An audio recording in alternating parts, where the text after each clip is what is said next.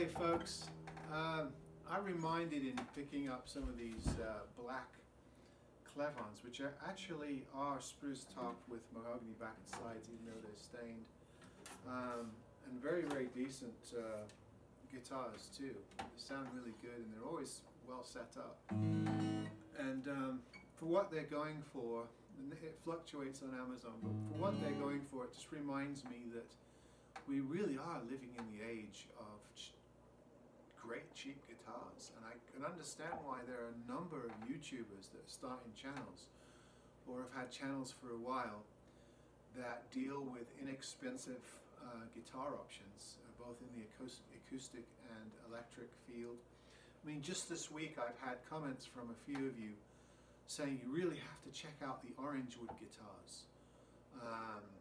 And I go on there and see you can get a spruce mahogany guitar shipped to you for $125, probably the same in pounds, or the all mahogany one for $35, with a case, and they're supposedly set up at their warehouse in California, and I hope to have one soon to do a video on. I just haven't got hold of any yet. I mean, that's just an amazing price. And another one of you contacted me and said you really like the Firefly electric guitars that are about $135 on Amazon, free with free shipping if you're a Prime member. And I looked at those ads too, and it's quite amazing. The quality it looks like that you're getting for that price, considering that you're getting what would normally cost $25 to $45 to ship, whacked off the price.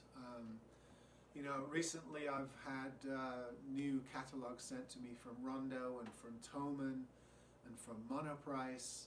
I've done videos on a lot of guitars from those places. They're always putting out these inexpensive guitars that seem to be getting better and better in quality. Hey buddy, I recently had an email for the Idlewild solid spruce top guitars going for $165, free shipping, the special from Monoprice. That's with a Fishman Isis pickup in it, and they're great guitars. They're really good guitars. I don't remember when I was playing in bands and I was younger having those sorts of options. I just remember cheap guitars being almost impossible to play. Now it just seems like that you have, even with $100 budget, you've got dozens of options, and if you can learn a bit of setup, or you can find somebody to do some setup for you, you have lots of options of playable guitars.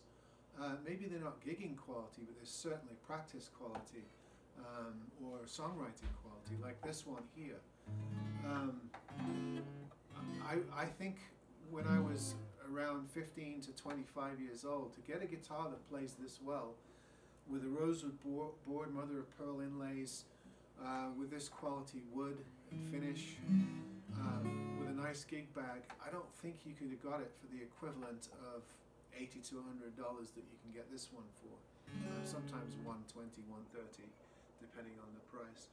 So I really think that we're living in a unique world at the moment. Yes, there's lots of subpar, poorly made, badly manufactured stuff floating around on the market. There's also a lot of really good instruments that, with a setup, you can make a decent guitar out of and have something playable. And something good to learn on as well.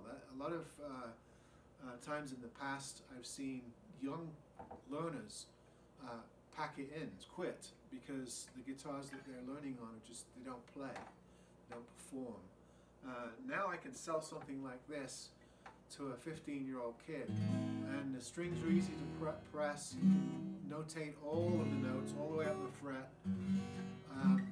and it doesn't break the bank. I mean, a lot of times their paper round money can pay for something like this.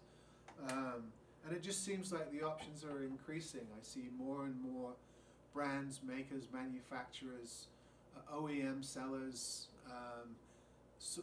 the wholesale type online sellers like Rondo or like Orangewood, that are going direct from the factory straight to the end user, rather than having some sort of middleman marketing machine that drives the price up. It just seems like there are lots and lots more options. It's probably the case in European countries, definitely of course in Germany with Thomann and the Holly Benton products, but also in the UK, Australia. Australia seems to have a lot of really good cheap brands. I've sampled a couple like Korea. Gopherwood is another one. The GW guitars look really well made. Paramount, Tallow Wood, which I think is a subsidiary of Gopherwood. I'm not sure, they look very similar. But you know, those guitars look like they can be got really cheaply, and there are sort of wholesale places that sell them direct to the public. And it just seems like there's just more and more of that going on. There's more options. You can get stuff really cheap. And of course, with a lot of these companies, if you get something that doesn't play, you can send it back and get a replacement, or get your money back and buy something else. So it just seems like we're living in a privileged age in some respects. I want to put a positive slant on it because I get people saying, "Oh, it's all Chinese rubbish. It's all Asian made. It's not like it used to be. You know, the golden age of guitar is gone." In some respects, maybe it is. As far as the finer instruments, American-made instruments and all that. But at the beginner and intermediate levels, I think it's booming. I think there are more choices. I think the production levels have gone up. And I think some of these companies are offering amazing prices. I really don't know how some of them do it. Considering that you know, they throw in free shipping and often a free case and sometimes even a bag of accessories to go along with it.